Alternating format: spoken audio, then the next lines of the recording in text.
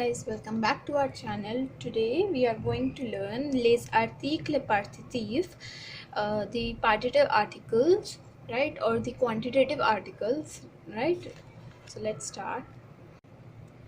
So before starting, मैं आपको बता देती हूँ कि जैसे हमने ऑलरेडी आर्टिकल्स कर चुके हैं, the definite articles, the indefinite articles and the contracted articles, right? So today we are going to learn new type of articles, the partitive articles, right? Basically partitive articles के under quantity आती है, right? और the word sum, when you have to denote a precise quantity in which means sum, right? So then partitive articles are used, right? So इसकी formation होती है just like the contracted article with the, right? As it is same, we use as it is same form, right? With the form, right? Contracted articles with the form. And the form is the plus la becomes you, that is used for masculine singular. The plus la becomes the la, that is for feminine singular. The plus le becomes they, that is for masculine and feminine plural. And the plus l apostrophe becomes the l apostrophe, that is for masculine and feminine vowel and silent h, right? So all these du, the la, they and the el apostrophe means sum, right? इन चारों का मतलब सम होता है, right? तो हम इसको noun के हिसाब से जब भी हमें सम यूज़ करना होगा तो हम नाउन का जेंडर और उसका फॉर्म देखेंगे, that is a singular form और plural form, right? And we choose accordingly ड्यू, दला, दे, दी, ई, एल एपोस्ट्रोफी इनमें से. Like for example, here's a sentence: he buys some bread, right? He buys some bread. He is ill. Buy, to buy is ashte. Ashte verb we have conjugated with ill. Ashte is er ending, ashte. Ashte verb, that is means to buy, right? ये accept मतलब जो variation वाली E R endings होती हैं ये उसमें से है, राइट? इल आशत. उसके बाद सम के लिए हमने यूज़ किया ये ड्यू वाला फॉर्म. क्यों? बिकॉज पेन दैट मीन्स ब्रेड जो है वो मैस्कुलिन है और सिंगुलर फॉर्म में है, right? So we have use ड्यू. इल आशत ड्यू पेन, राइट? यहाँ पे सम इसका मीनिंग आ रहा था, that is why we have used partitive articles, right? Okay, so next thing we are you have to note that जो कि partitive articles और contracted articles द के साथ जो होते हैं उनकी सेम स्पेलिंग एंड प्रोनाउंसिएशन होती है, but their meanings are totally different, right? पूरे अलग रहते हैं, right? तो आप कंफ्यूज नहीं होना.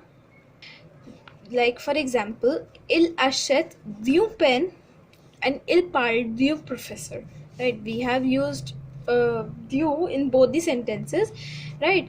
But यहाँ पे इसका मीनिंग अलग है, यहाँ पे इसका मीनिंग अलग है, ठीक है? क्यों?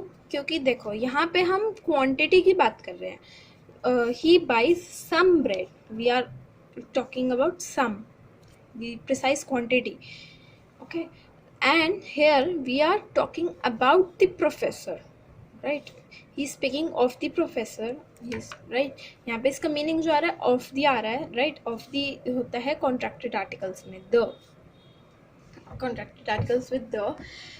ओके, सो इस चीज़ का आपको ध्यान रखना पड़ेगा कि यहाँ पे इसका मीनिंग क्या है, राइट? अगर मीनिंग क्वांटिटी है तो we use partitive articles, and अगर quantity नहीं है and अगर of meaning है या from meaning है तो फिर यहाँ पे we will use contracted articles, right? all the spelling और वो सब same है, तो आपको differentiate ऐसे करने को आ सकता है, right?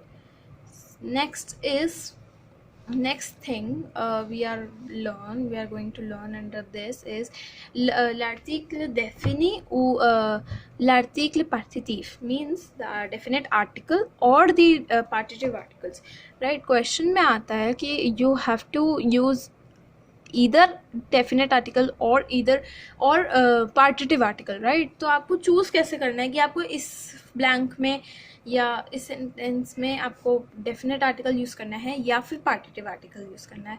अगेन सेम जैसा कि कॉन्ट्रैक्टेड आर्टिकल्स और उसमें था, अगेन जब क्वांटिटी की बात हो रही है या सम की बात हो रही है तो we will use article पार्टिटिव,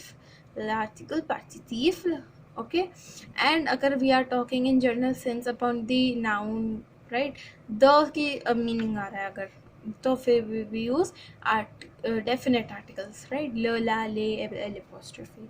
We have already learned how to use, right? Like for example, voya le gâteau d'anniversaire, voulez-vous du gâteau, okay. यहाँ पे अगर for example blank है तो आपको देखना है meaning. here is birthday cake, do you want cake, okay. यहाँ पे अगर हम द भरते do you want the cake, okay, यहाँ पे हम पूछ रहे हैं कि आपको केक चाहिए, तो we are talking about the quantity, तो we will use some.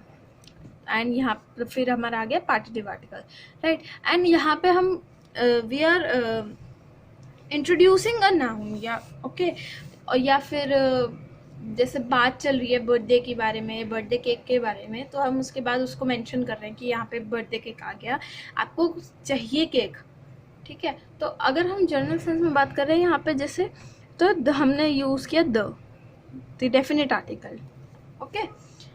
So and last thing is this negation with article partitive, l'article partitif, right.